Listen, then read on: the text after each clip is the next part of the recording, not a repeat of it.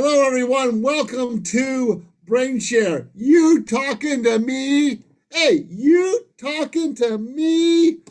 Communications made simple. Have you ever had a situation where you got miscommunication or a personality conflict or things didn't go the way you expected them to? We'll be talking today about why that may have transpired and how to minimize that as we move into the future. My name is Joe Siecinski. I've been a business coach for 11 years and have helped thousands of people. My background is a BS in engineering, MBA in marketing, certified business coach, executive coach, etc. You can check me out on LinkedIn. And my partner is Elisa. Elisa. All right. So now it's about me. Elisa, I basically started a company and grew it and eventually sold it. And I got my MBA from Wharton and I'm a certified business coach, just like Joe. And we love to help people. And she's really, really smart. Thank you, Joe. So before we get started with the content, we're going to get the brain warmed up a little bit. Everyone familiar with left brain, right brain? Left brain is math, logic, processes, tools. Right brain is arts, creativity, long-term memory. How many of you would like to increase your reading comprehension by about 30% starting right now?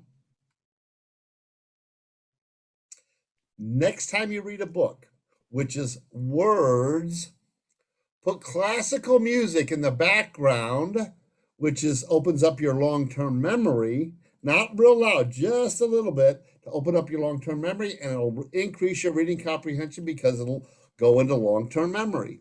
Try it and give us a call. Let us know how it worked. Okay, so this is interactive. Be free to jump in, ask questions, talk, call out answers. The more engaged you are, the more we have learnings, and we are all here about learnings. So this is interactive. What I'd like y'all to do, look at the following and call out the word. Everyone ready? Christy, take yourself off mute and get ready. Here we go. Is everybody ready? Thumbs up. Let's do it. 1, 2, 3, go. Red, blue, gray, brown, pink, black, green, purple, yellow, red, orange, green, orange. Green and orange. Did anybody have a problem with that? No. Steve, we're okay. We're good? We're good. Okay. Now I'd like you to look at the following and call out the color, not the word. Okay? The color, not the word. Ready? Go. Yellow, Yellow, green, orange, red, blue, blue, brown, black, red, brown, green, orange. Wait a minute. Some of you guys are getting messed up here a little bit. Let's try it one more time. The color, not the word. Ready? Go. Yellow, green, red, brown, blue, black, brown, orange, green, pink, orange, blue, green, gray, red, blue, purple. black. gray, red, purple. Why was that Forget so it. hard? We're moving from left brain to right brain, and it causes confusion. It also creates additional learnings. Elisa? Yes. Okay. No, it's hard. So, how many of you have ever wished you could have changed your actions, behavior, or decisions in the past? Guess what? All the time. Can't.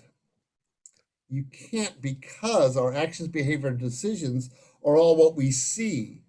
It's what's below the waterline which drives our behavior, which is our skills, beliefs, values, identity, and or environment. Now, of these, which is the easiest to change? Skills.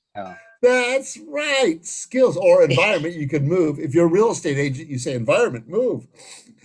But skills, and that's what we're here for today. All right. So now we all wanted to change at some point, right? But why is it that sometimes we just can't? Because there's a formulation for change, and let's dive into it. D is dissatisfaction, V is vision, and F is first step, and R is resistance to change. And if you don't have enough dissatisfaction, or you don't have a vision, or you don't have you don't take the first step, it's a multiplicative term, which means any of these three is a zero. The product is 0. zero, right? So if you see someone who says, I hate my job, I hate my boss, I just can't wait to get out of it, and half a year later, you see the same guy say the same thing, why is that? It's either they don't have a vision to see what is a better job for them, or they just never take the first step. So whenever you wanted to change and you don't, examine these three factors and see which one that you're lagging. So formulation for change. And next, we're talking about this word, these two words. And everybody try to say it. I I know. know. I know. When you say I know, and teenagers, I have two teenagers, when they say I know, what does that mean? Their brain is closed. It's like whatever you say just hit a steel wall and it bounces right back, right? So don't ever say, I know, if you want to learn, but instead say, isn't that interesting? Everyone try to say it together. Isn't Isn't that that interesting? interesting? Yeah, do you feel that you are actually opening up for learning? Even if you have seen the same thing 10 different times, just say, isn't that interesting? You may be able to pick up one or two new things that you don't know before. So let's get moving. So, communication. What is communication? Oops, I jumped ahead. What is communication? True communication is the response you get.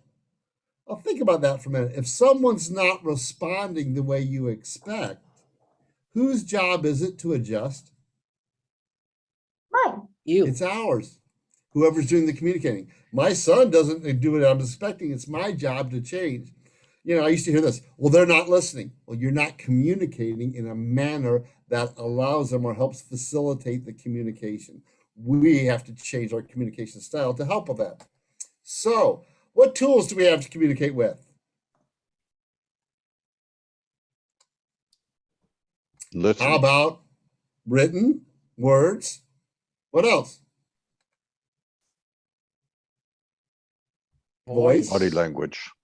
Body language. Yeah. Which one do we use the most There you go. of? Body Words. language. Body language. Absolutely. 55% of communication is body language. Isn't that Interesting.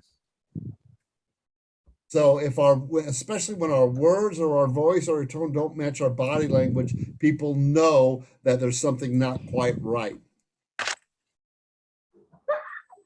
A lot of this is NLP. Both Elisa and I have been through NLP training, and it's about matching and mirroring to help increase the communication, both words, tone, tonality, body language, and disc profiles. Make sense? So let's talk about that a little bit. First of all, how do we receive information? There's three modalities. Actually, there's four, but we're going to talk about three, which is 90% of everything. Visual, auditory, and kinesthetic. How many of you are familiar with this? Yep. Raise your hand. How many of you are not? Raise your hand. How many of you are not going to raise your hand no matter what? Okay, just wanted to make sure I see you out there. So visual, auditory, and kinesthetic, everyone's got a different a preference or modality that they like to use. So let's talk a little bit about visual. Visual people have a tendency to look up, breathe from the top of their chest, talk fast, and use big hand gestures because they're thinking in pictures and their mouth can't keep up with the pictures that they're trying to communicate with. They'll also use words and phrases like this. Do you see what I mean?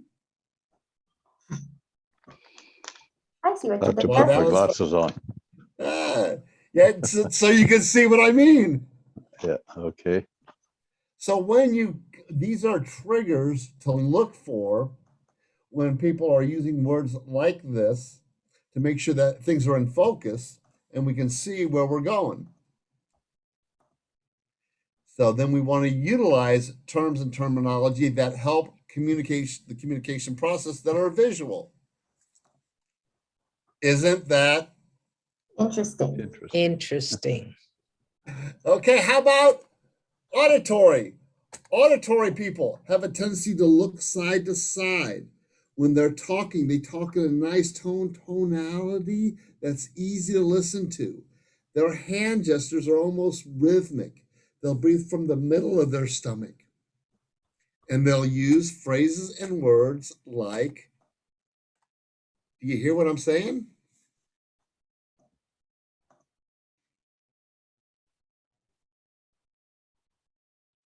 Does that ring a bell to you? These are triggers to move into an auditory communication style.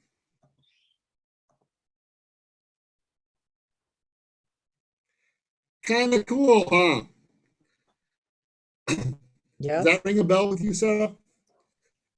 I hear what you're saying. How about kinesthetic learning styles? So kinesthetic people have a tendency to look down like they're looking inside themselves. They breathe from the bottom of their stomach. They'll talk slower because they have to feel it. Their learning style is by doing.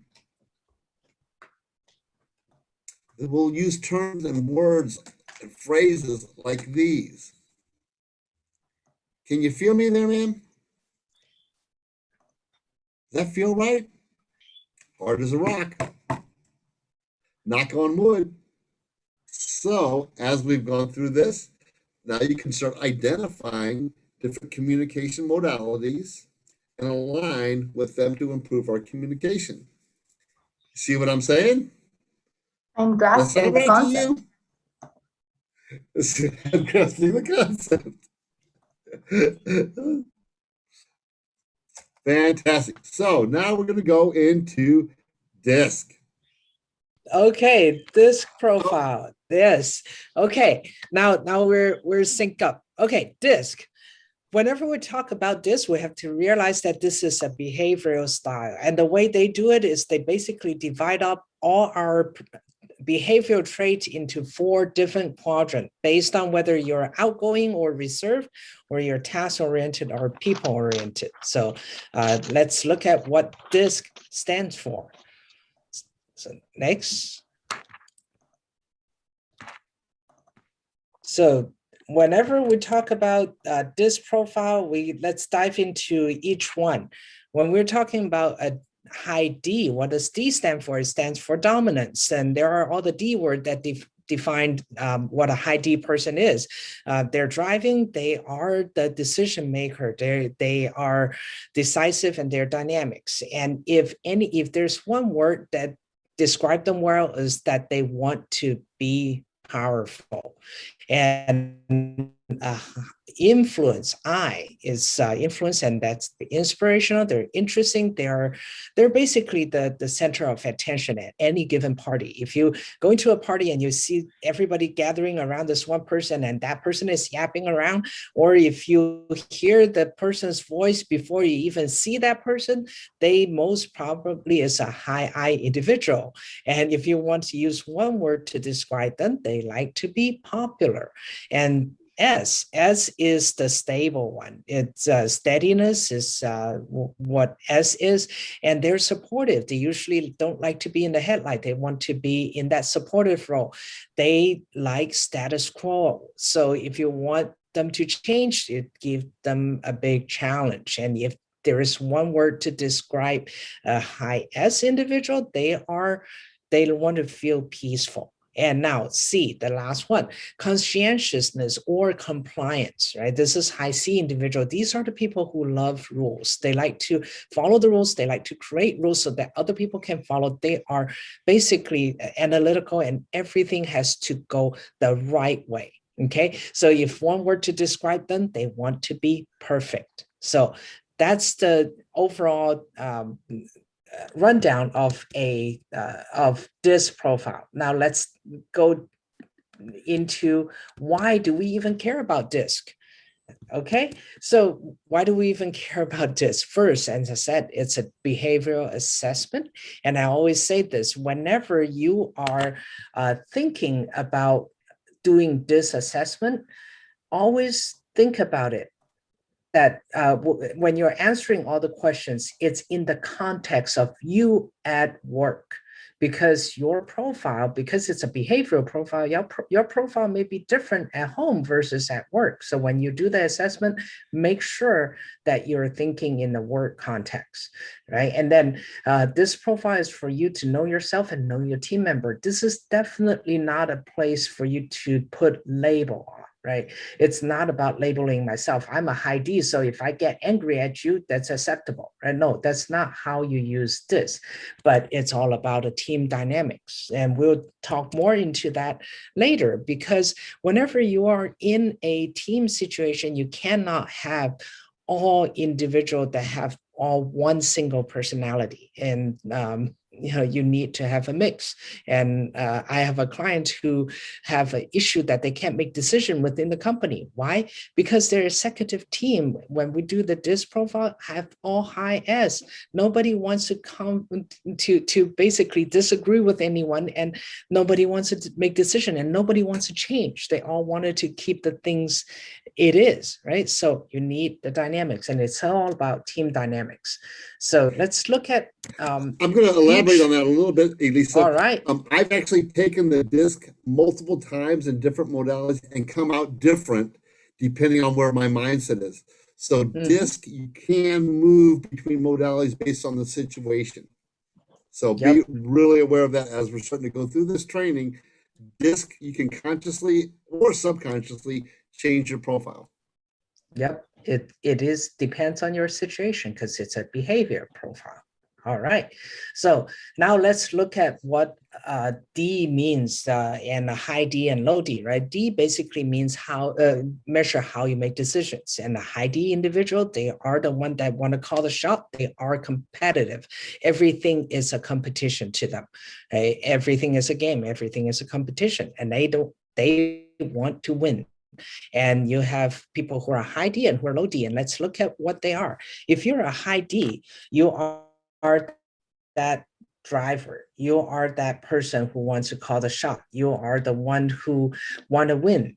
However, if you're low D, you actually behave more like a high S individual. You are more supportive. You are more, basically, you're more agreeable, and you want to be in that step back in that supportive role, and you want to feel peaceful, right? So now let's look at I. I basically define how you interact with people.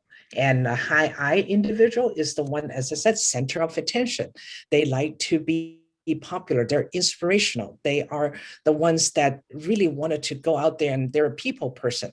However, they're not very detail oriented. So I always say, if you want to identify a high I, go to their office. If they have a messy desk, and if you see my desk, that's a high I individual. They are not as organized. So you put them in a situation where you have to do accounting, double check their work. So that's I. And let's look at how high I and low I behave, right? A high I individual is, as I described, a low I individual basically now behave more like a high C individual. They are less popular, or they don't feel like they want to interact with people, but they are more of a critical thinker. They're more objective. They rely on data, so they're moving more towards a C individual. Okay, let's look at the high S individual. These are the supportive people. They are the one that they like to keep the status quo. They don't like conflict. They are a people-oriented person, but they are an introvert as well. So they wanted to have things go smoothly. They are, so basically they want everything. They don't want anything confrontational. And they can be non-emotional, but they are very stable. So they're very good in supportive role. If you see a lot of nurses, and people who actually provide service to other people and their patient, they're usually a high S individual. Now let's look at the high S and low S differences, right? A high S individual, like what we described, a low S individual, however, behave more like a high D. Like they are the one that are less patient, they want things done, they just kind of want to change, they just wanted to move on and just go, right? So that's S. Now let's look at the last one, which is C. C can stand for conscientiousness or compliance, right? These are the rule followers and rule creators. So if you look at a very good QA person, if you look at a very good engineer, most of the engineers in the Valley, they are somewhat a bit high in C because they're analytical. Accountants, they're usually high C. So they're very thorough. They like to ask questions. They want more data. They always say, I needed one more piece of data before I make decision. Right? So they are, the liability with them is they can't make decision because they always think they need more data. Right? And they are the perfectionists. Now, they're very task oriented. So in a sense, they're sometimes you feel like they're mad at you or they're not just simply not friendly, but that's not who they are. That they are, it's nothing against you, right? So that's a high C individual. So let's look at the high C and the low C. A low C basically behave more like a high I individual. These are the people who like to be out there, like to interact with people, and they like to, they're not detail oriented and they like to be popular. So when you look at the whole DISC profile, you can see that basically they complement each other. And also when I say in the beginning, don't label people. Why? Because the whole DISC profile is not black and white. So it's a spectrum. So when you see this chart here, you can see that even in this particular person have a high I and high S, but it's not shot all the way to the extreme, right? So their behavior profile might work differently from another person who has a higher I or have a higher S. So it's a spectrum, and you really need to know where you are. And also, this actually tell us, like what Joe said, depends on situation. You can sometimes in a situation that you show your high I more than your high S. So it is a dynamic situation. It's not black and white. So if someone tell me, hey, I'm just a high D individual, I piss people off and that's okay, I say that's not how you should reach your DISC. And Joe, you have anything to add? Well, and you can actually consciously move between modalities. So I'm going to talk about it a little bit more as we start diving into the team aspect of things. So how does a high D go swimming? They jump in. Anybody? Jump in, get out of my way, let's swim. Hey, who wants to race? And they want competition. Yes, they love the competition. So one of the things I like to do is say, okay, I want you to think about a time and a space in your life when you have had to be a high D, when you had to just jump in and do things, and lock that in your brain. And when dealing with a high D, move into that modality. Because D's and D's, it's okay to argue and it's okay to get and move things forward. How about a high I? How would a high I go swimming? Get the whole party to jump in. Watch me do a double backflip. Everybody come, let's play, let's have some fun. So think about a specific time when you had to be or were a high I.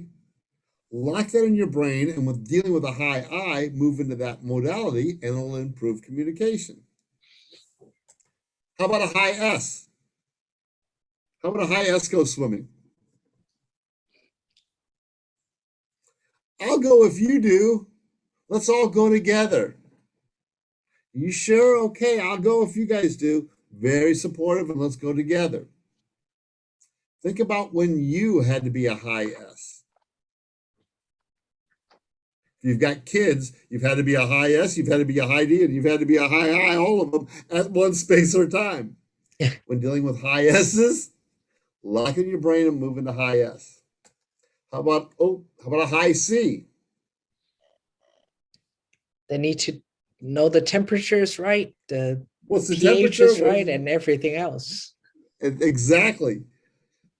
And think about when you had to be high C, like maybe doing your taxes. Not a good topic, but you have to do your taxes. You have to be in a very detailed modality. So lock that into your brain and move into that modality. Now, what happens if you have a whole bunch of high D's on your team? I've got a client like that. They're always argue just all the arguing. time. Yeah, argue all the time. It's not fun. How about a bunch of high I's? They have a lot of fun, but nothing gets done.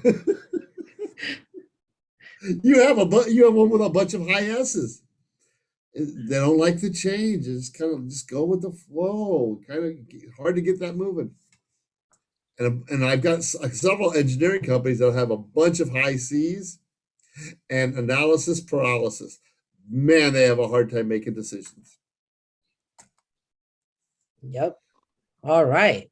So yeah, it is a give and take. Don't think that one personality or one behavioral trait is better than the other. It's a give and take. So let's look at the assets and liability for all of them. A high D, they're a driver. They like to make decisions. They make quick decisions. They're competitive.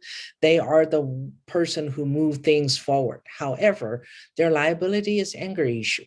And they're not so detail oriented. If you give that's why with all the reports, there is the part of executive summary.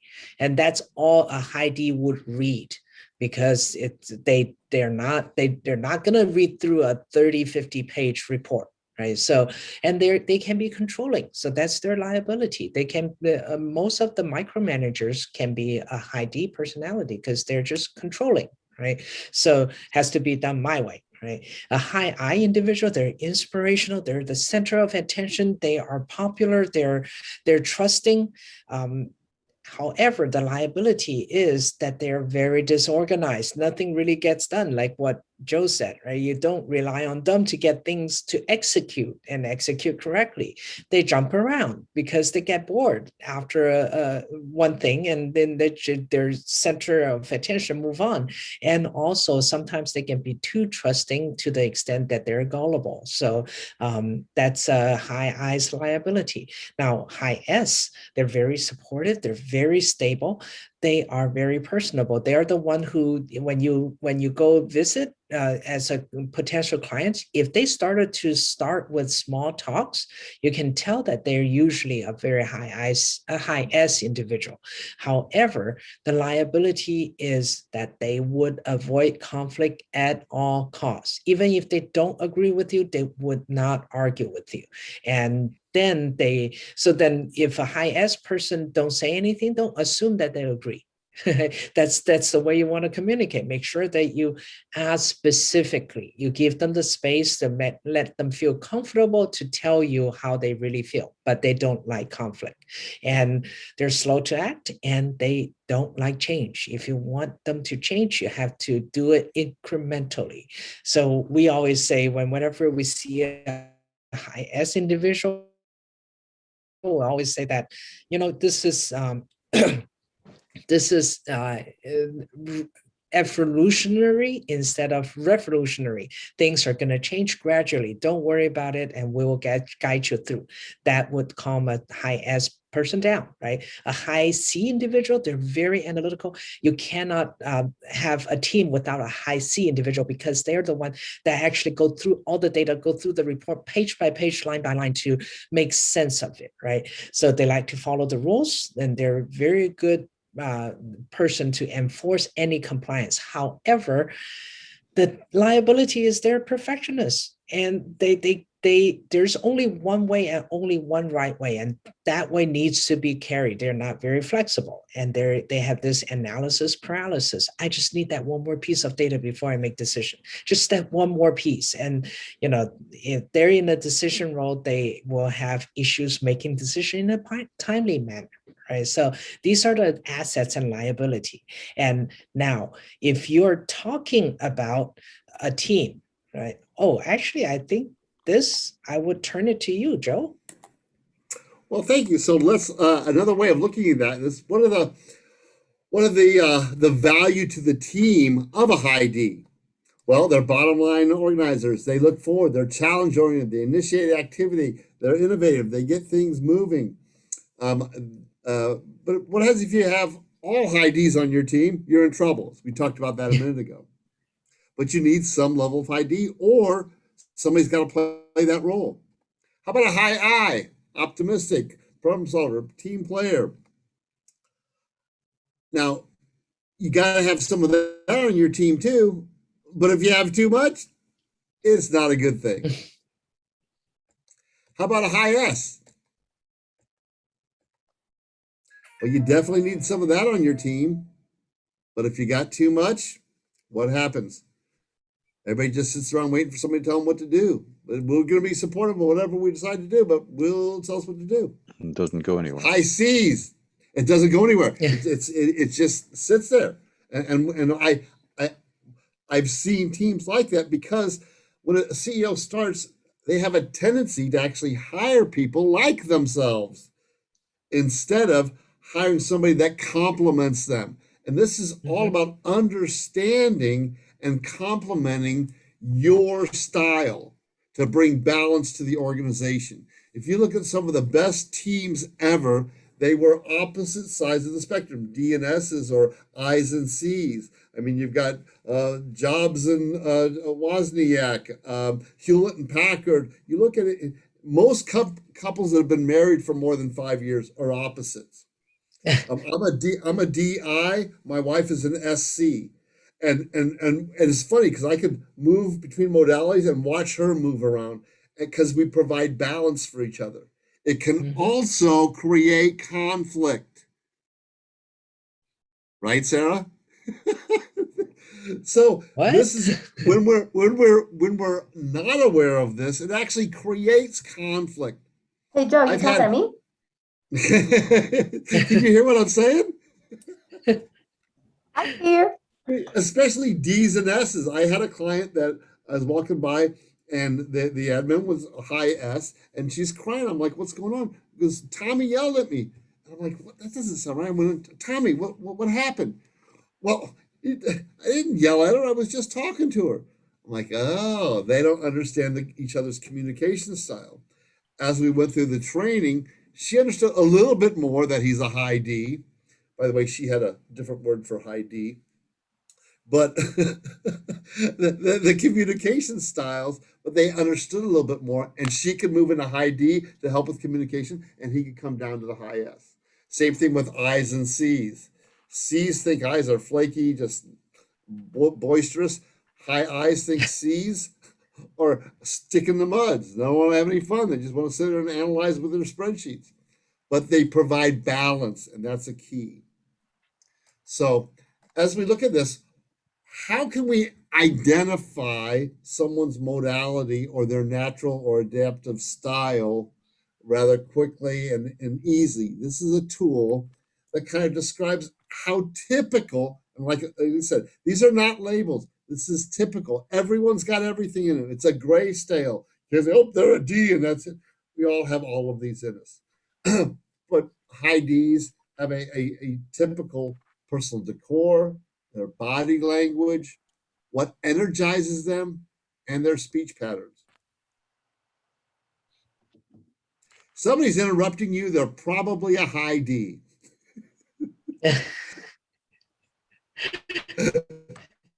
Exactly. If somebody gets distracted easily, they're probably a high I. If someone just sits there and listens, they're probably a high S.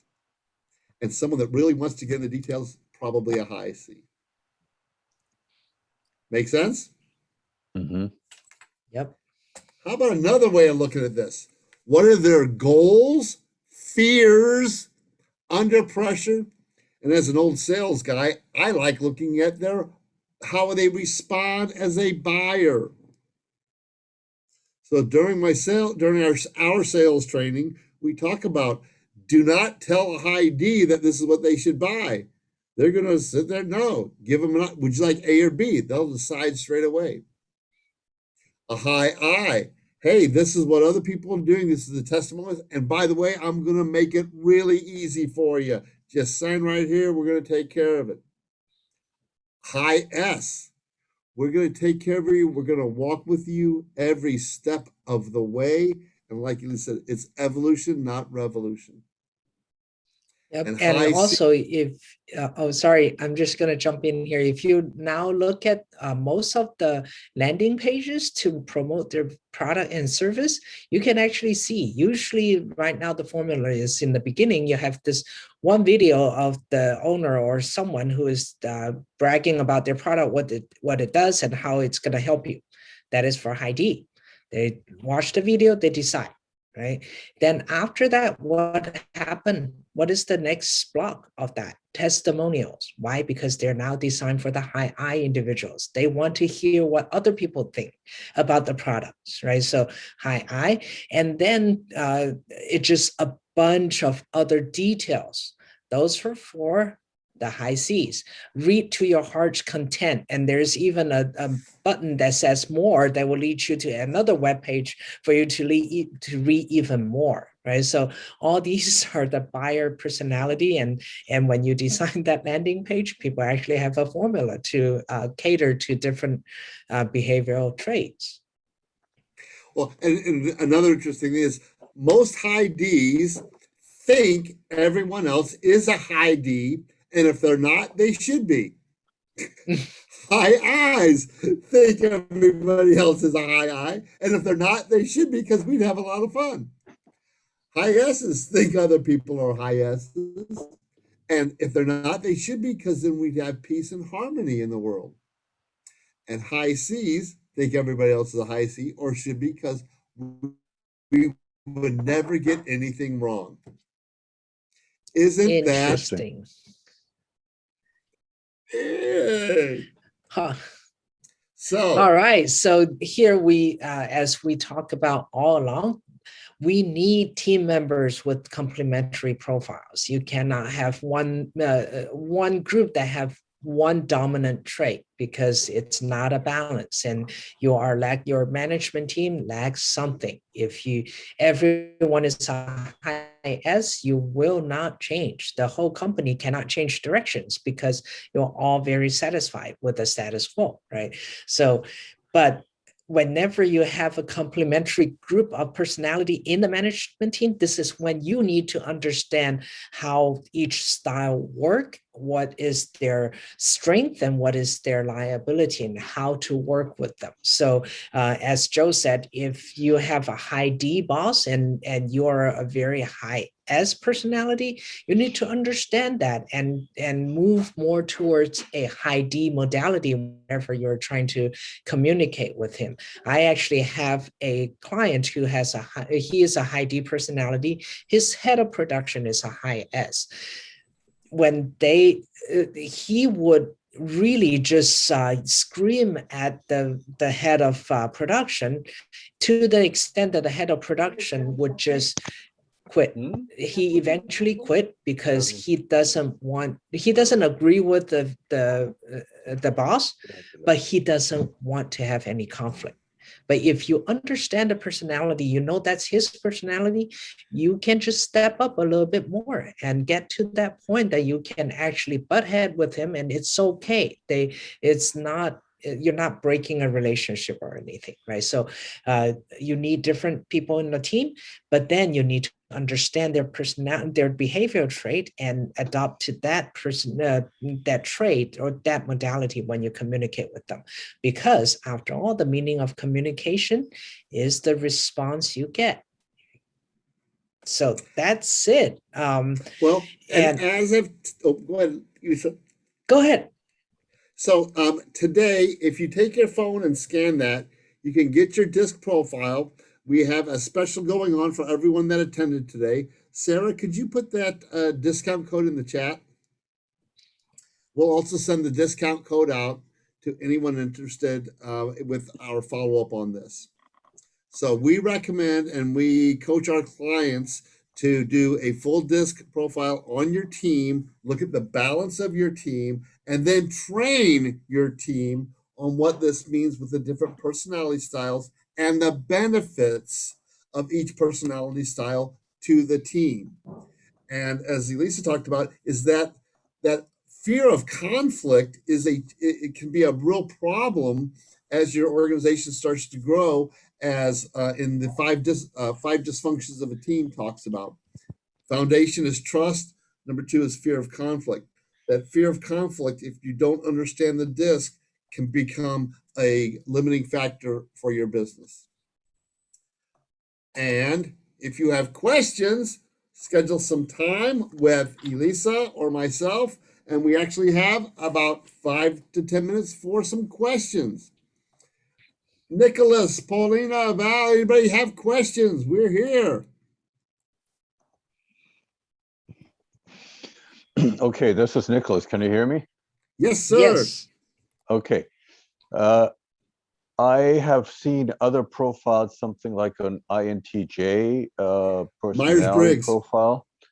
How are you going to portray your disc profile strategy or approach compared to others? And why would a client lean more towards one or the other? Are you more up to date, or are you finding something that has worked better in your hands than with the INTJ profile?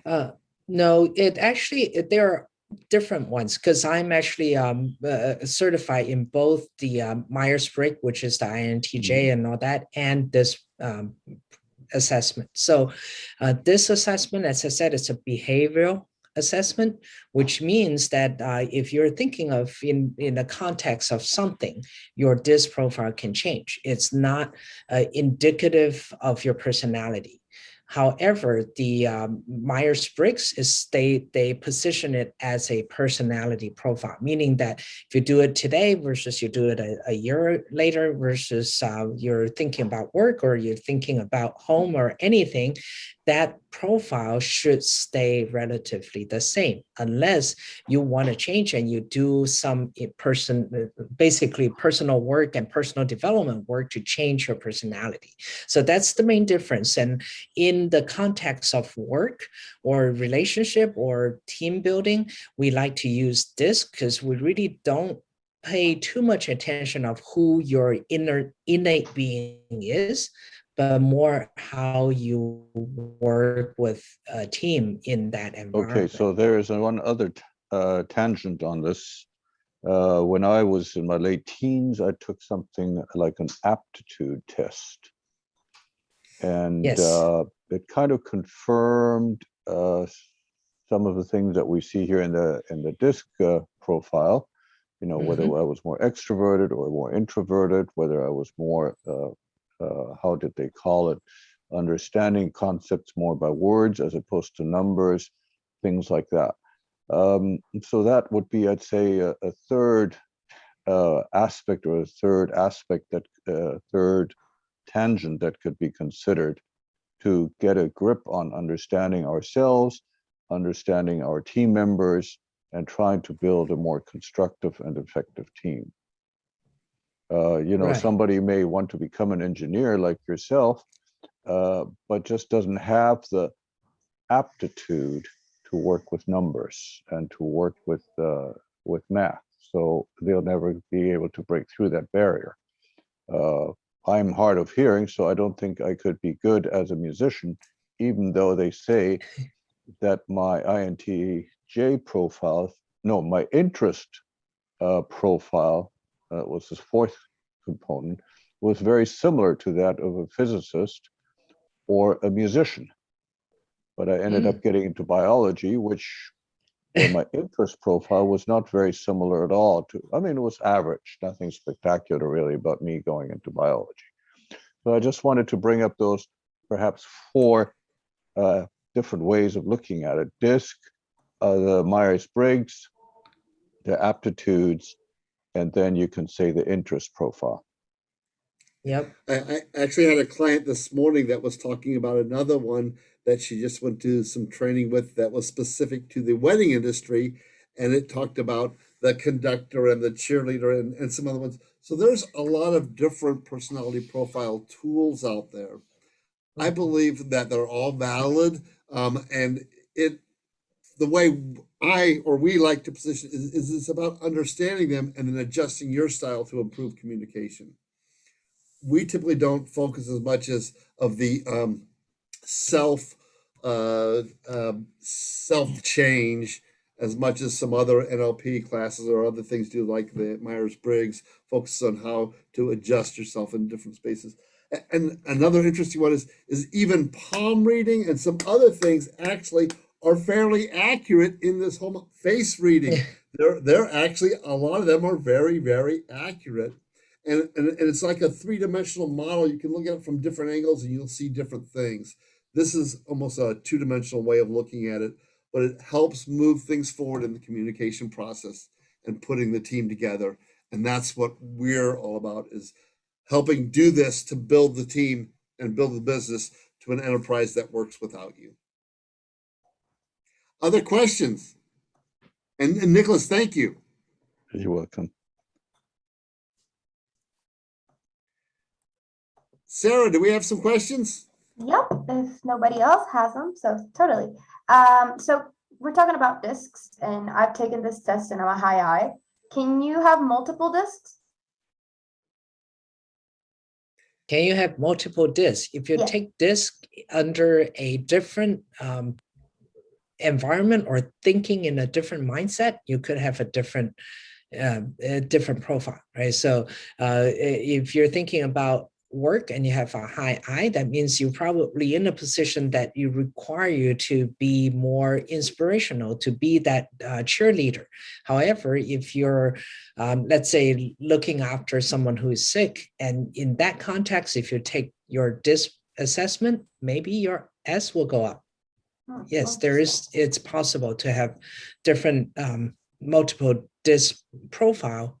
It depends on the mindset that you're in when you're taking the DISC. I've actually taken it multiple times. When I'm in my Army mode, I'm high D. I get stuff done, get out of the way. That's my military training, get out of the way. High I in my sales mode, Dolly, and I come out high I. When I'm working with my special needs students, I'm really a super high S. Really not changing anything, just nice and easy going. And then when I put my engineer hat on, I'm a high C. So yes, we can consciously or subconsciously change our disc profile based on situation and environment. Interesting. And what about the VAC? Can that change? Because I would say that I'm visual, but can that change depending on the circumstance? Usually your VAC does not change. That's Yep. kind of who you are. It's kind of, you hear what I'm saying? You. You see, Nicholas is probably a kinesthetic learner just from watching your nonverbals. I don't know. And we can watch each other, and you can actually learn and leverage the communication by watching people's body language, whether they're visual, auditory, or kinesthetic. So that See what brings I up mean? another question. Just like you have somebody who can try to steer one way or the other, what are the age ranges in which you can actually use this assessment, self-assessment? What's the youngest stage? Can you have a 10-year-old or a teenager or a student, a college student, or somebody just getting into the work world, someone being in middle management, the senior, or somebody who's retired? You know, where does it tie in? And if you see that you want to steer your life in a certain direction, can your DISC program help them get out of the muddles, if you want, and steer into something where they might take perhaps a more proactive role or a more of an influencer role? Or if you need to take care of your parents, that you learn that you need to become more of a you know, a caregiver type role, somebody who's conscientious, is doing things well, but also wants the steadiness. You want me to take it, Yep. Lisa? Yes. So the way I understand this is, yes, you can change them. And yes, when you are at different age or different stage of your life, your disc profile will change. So the bottom line is basically understand where you are now. Let's say you take a disc and you're high S, and you say, oh, no wonder I always wanted to be more, proactive. I wanted to go out there. Let's say I wanted to be a speaker, but I just, that became my dream, and it has always been my dream. Not that I wanted to be a speaker, but but that's what it is, right? Then you realize, okay, I'm a high S because now what is really stopping me is I like status quo. I don't like to change.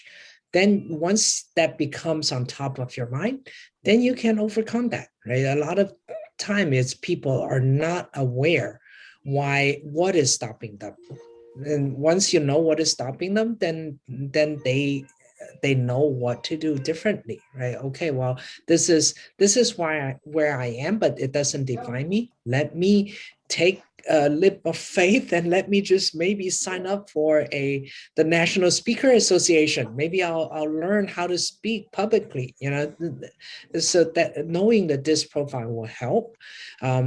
It You won't be able to change if you use it as a label, like I said, right? Oh, I'm just high D, so that's it. If I lose temper, if I get angry at people, that's just the way I am. And people who can't handle it, too bad. If you have that attitude, yes, you will not change. You're a high D at when you're 30 years old, you'll behave that way. When you're 50 years old, you may still behave the same way.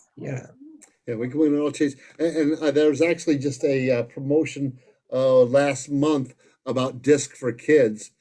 And they're actually starting to put it out into the elementary school area now as an education. So that there was disc for kids that just came out. I don't know if Elisa, you saw the promotion that was being done through one of our partners. So if you're interested in that, schedule some time with Elisa or I, and we can dive into that some more.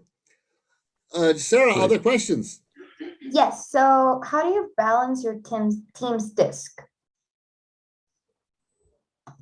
You need to have a high C, you need to have a high I, a high D, and a high S, and you need to get them to work together.